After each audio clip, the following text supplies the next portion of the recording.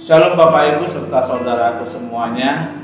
Kita bersyukur kalau semua kita sampai hari ini di penghujung bulan Juli boleh dalam keadaan baik. Kita percaya hari ini ada satu terobosan-terobosan baru di mana Allah sanggup mengubah segala sesuatu yang tidak baik menjadi baik, yang baik menjadi amat sangat baik. Haleluya. Amin Bapak Ibu. Mari sebelum kita melanjutkan sharing hari ini, kita satukan hati untuk berdoa. Tuhan Yesus, kami bersyukur, berterima kasih buat kasih dan anugerah-Mu di dalam kehidupan kami sepanjang bulan Juli. Dan kami percaya Tuhan, pemeliharaan dan kasih-Mu sempurna atas hidup kami untuk di hari-hari ke depan. Engkau yang akan membawa kami Tuhan masuk dari satu kemurahan dan ke dalam satu kemurahan yang baru, dari satu karunia ke dalam satu karunia yang baru. Dan Engkau yang terus Allah menyatakan kemuliaan demi kemuliaan-Mu Tuhan di dalam setiap kehidupan kami. Hari ini kami juga berdoa Tuhan Roh Kudus, tuntun setiap kami, bimbing setiap kami, ajar setiap kami, agar kami dapat mengerti apa tuntunan firman-Mu hari ini. Terpuji nama-Mu di dalam satu nama Yesus. Kami bersyukur dan berdoa, haleluya, sama-sama katakan amin. Kita percaya kalau Allah yang kepadanya kita beribadah adalah Allah yang tidak pernah berubah, dari dulu, sekarang, sampai selama-lamanya, dan selalu beserta dengan kita di dalam kondisi apapun. Allah yang menyertai kita 24 jam dalam setiap harinya, tidak sedetik pun pernah meninggalkan kita. Ini dapat kita baca di dalam firman Tuhan yang bisa menguatkan kita di Ibrani 13 ayat 5b. Demikian firman Tuhan. Karena Allah telah berfirman, Aku sekali-kali tidak akan membiarkan engkau, dan Aku sekali-kali tidak akan meninggalkan engkau. Wow, betapa luar biasanya Tuhan buat kita. Mari sama-sama kita perhatikan kata pengulangan kata sekali. Ya, ini sekali-kali itu berarti tidak pernah sama sekali. Namun kenyataannya tidak sedikit orang percaya di saat menghadapi goncangan meninggalkan Tuhan. Nah, ini disebabkan karena belum mengenal Allah dengan benar. Namun, apa yang menjadi konsekuensi daripada orang yang meninggalkan Tuhan? Ini penting untuk kita ketahui, bahwa semua kita harus memiliki hati seperti tanah yang subur untuk menerima semua firman Tuhan dengan benar, sehingga kita mengerti apa yang menjadi kehendak Bapa di dalam kehidupan kita sebagai orang yang percaya. Kekristenan adalah identik dengan kehidupan yang menghasilkan banyak buah. Satu tema yang akan menjadi berkat bagi kita semua, yakni hidup intim bersama Tuhan. Ini tercatat di kitab Yohanes 15 ayat 1 sampai 8. Namun kita akan baca bersama-sama dari ayat 4 sampai ayat 6. Demikian firman Tuhan. Ayat 4 disebutkan, tinggallah di dalam Aku dan Aku di dalam kamu. Sama seperti ranting yang tidak dapat berbuah dari dirinya sendiri kalau ia tidak tinggal pada pokok anggur, demikian juga kamu tidak berbuah jika kamu tidak tinggal di dalam Aku.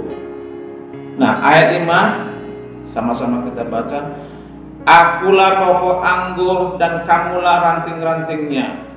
Barang siapa tinggal di dalam Aku dan Aku di dalam dia, ia berbuah banyak, sebab di luar Aku kamu tidak dapat berbuat apa-apa.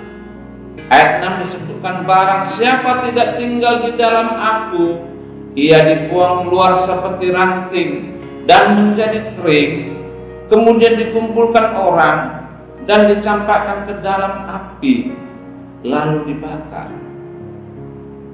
Nah, untuk melekat dengan Tuhan, tentunya didahului dengan percaya kepada Yesus Kristus dan menerimanya sebagai juru selamat. Berarti suatu kehidupan yang dilalui terus-menerus di dalam Tuhan, walau apapun yang terjadi, karena di luar Yesus adalah kematian kekal. Mari katakan, sekali Yesus, tetap Yesus. Haleluya.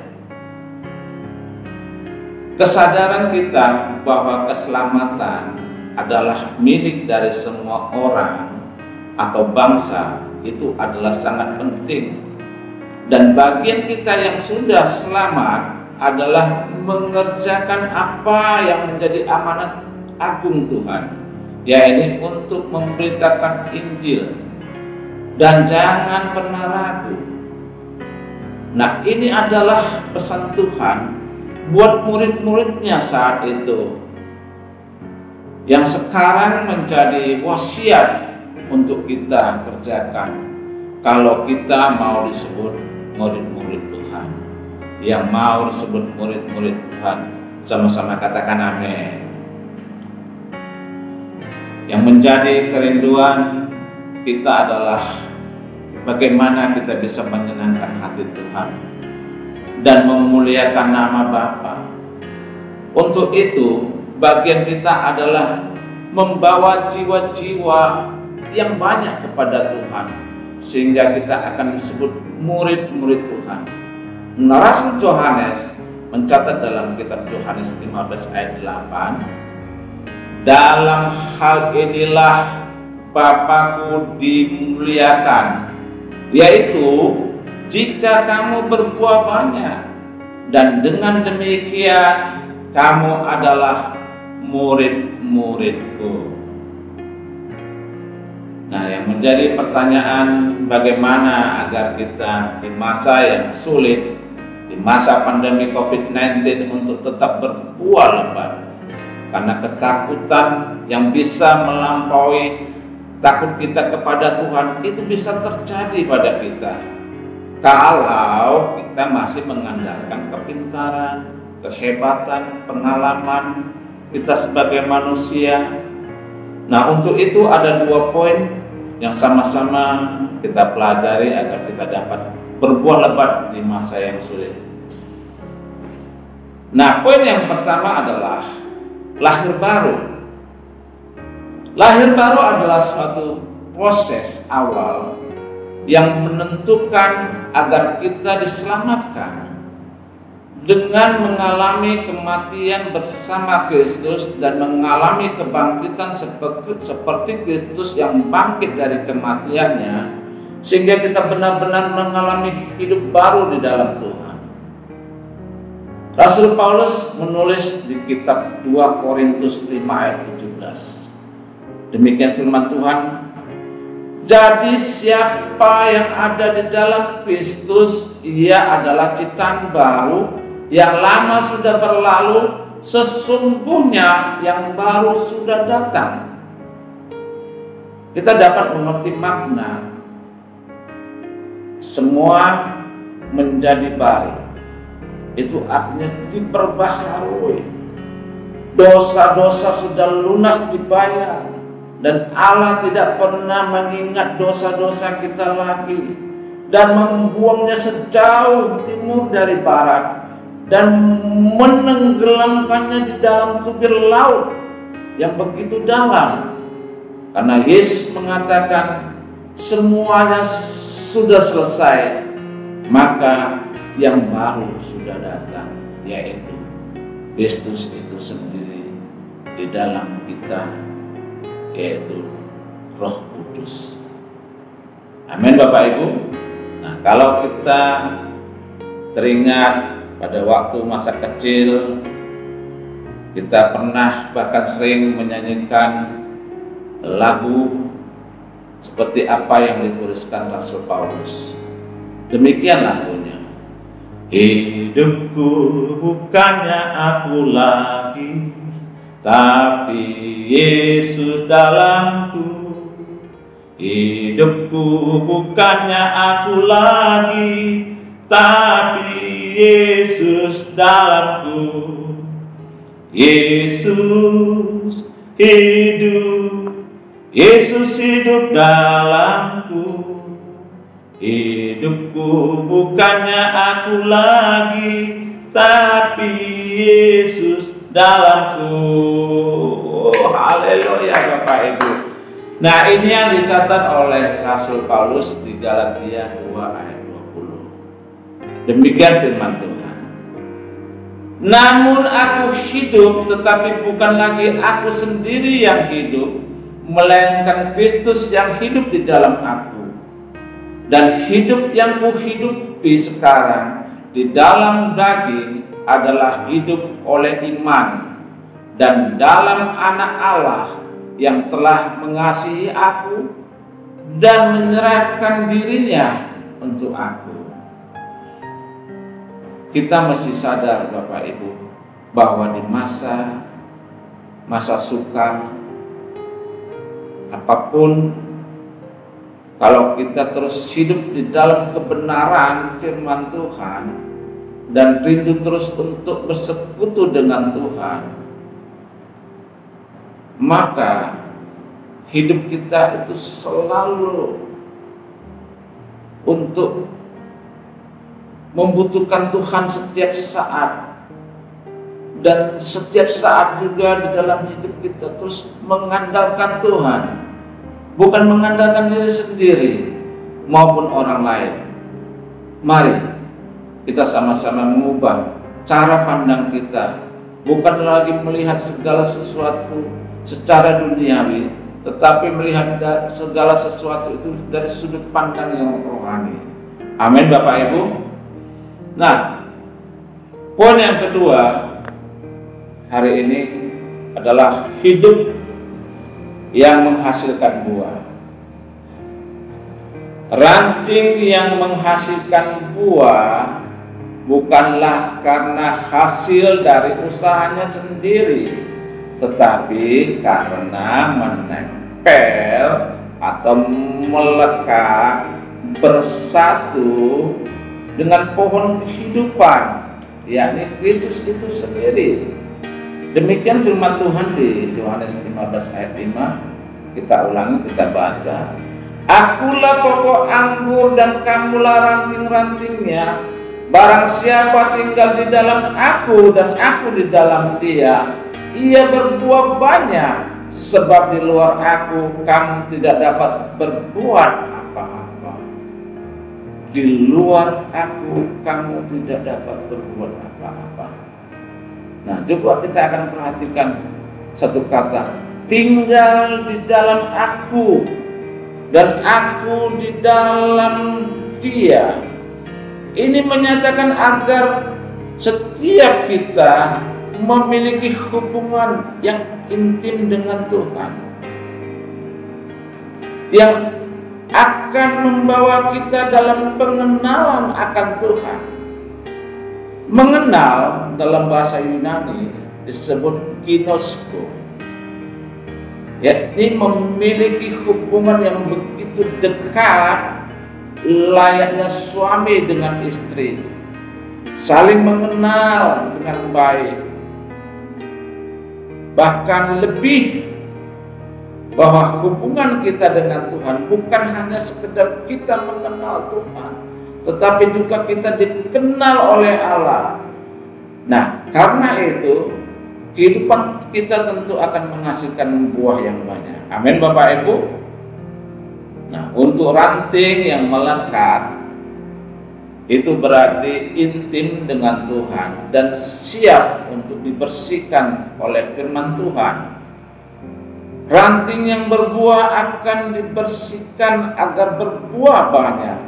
Proses pembersihan inilah yang tentu akan menimbulkan rasa sakit, namun tetap harus dilalui. Karena itu tidak perlu takut diproses, karena pada akhirnya mendatangkan segala kebaikan. Ayo sama-sama katakan amin. Nah, adalah suatu hal yang penting untuk diketahui apakah yang menjadi resiko atau akibat kalau ranting atau kita yang tidak berbuah. Resikonya kita sudah sama-sama tahu adalah dipotong dan dibuang keluar dan menjadi kering, lalu dikumpulkan dan dicampakkan dalam api dan dibakar. Ini adalah firman, ini adalah kebenaran Tuhan. Mari setiap kita keluarga-keluarga yang dikasihi Tuhan, biarlah kasih kita terus bertambah, tambah setiap hari kepadanya. Bukankah kita sudah mengetahui bahwa Allah telah mengasihi kita? Untuk itu adalah baik kalau kita banyak kalau kita jangan pernah meninggalkan persekutuan-persekutuan dengan Tuhan, di mana Tuhan sendiri rindu untuk bersekutu dengan kita.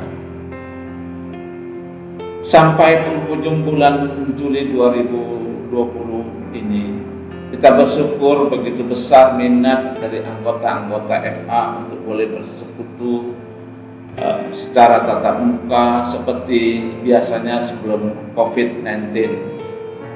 Nah, walaupun harus mengikuti protokol kesehatan, banyak yang sudah merindukannya.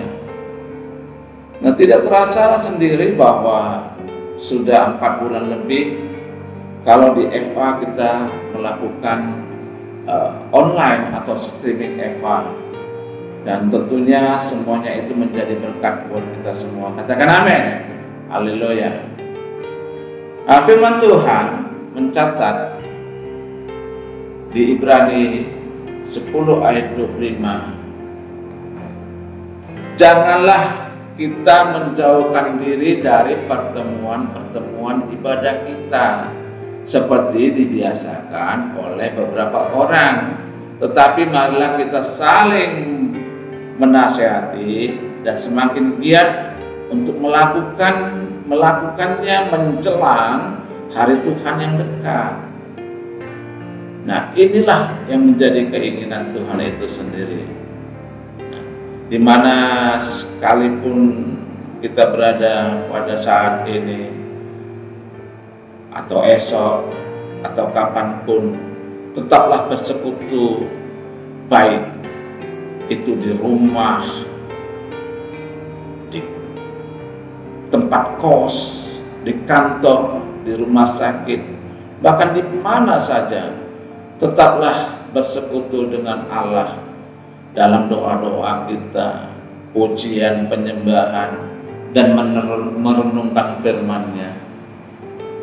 Tetap semangat Bapak Ibu sekalian, terus kobarkan api yang rindu untuk bersekutu dengan Tuhan. Katakan amin. Nah, kita akan segera mengakhiri sharing kita hari ini dengan apa yang dialami oleh Rasul Paulus yang begitu setia dan tidak pernah mementingkan dirinya sendiri. Ingat, Rasul Paulus tidak pernah mementingkan dirinya sendiri dan terus berbuah di masa yang sulit karena tetap mendapatkan kekuatan yang baru dari Bapa. Nah, Rasul Paulus mencatat di Filipi 4 ayat 13, segala perkara dapat kutanggung di dalam Dia yang memberikan kekuatan kepadaku. Rasul Paulus tercatat di dalam Alkitab, meskipun dalam pelayanannya untuk memberitakan Injil mengalami berbagai penderitaan, seperti masuk dalam penjara yang sangat dalam di bawah tanah sekalipun, kita percaya dia tetap kuat. Rasul Paulus yang pada saat dia dicambuk, dilempari batu, menghadapi bahaya banjir, dihadang perampok, bahkan banyak orang yang mau membunuh dia. Tetapi Rasul Paulus tidak pernah berubah. Rasul Paulus tidak pernah meninggalkan Tuhan. Rasul Paulus pada keadaan yang sangat tidak baik ketika di penjara, dia sanggup membawa kepala penjara itu bertobat. Bahkan satu keluarganya, Alkitab mencatat, semuanya dibaptis. Haleluya. Nah, hari ini kita bukan hanya mendengar firman, tetapi juga pelaku firman. Apa yang menjadi pesan-pesan firman, maka kehidupan semuanya kita tidak sama lagi.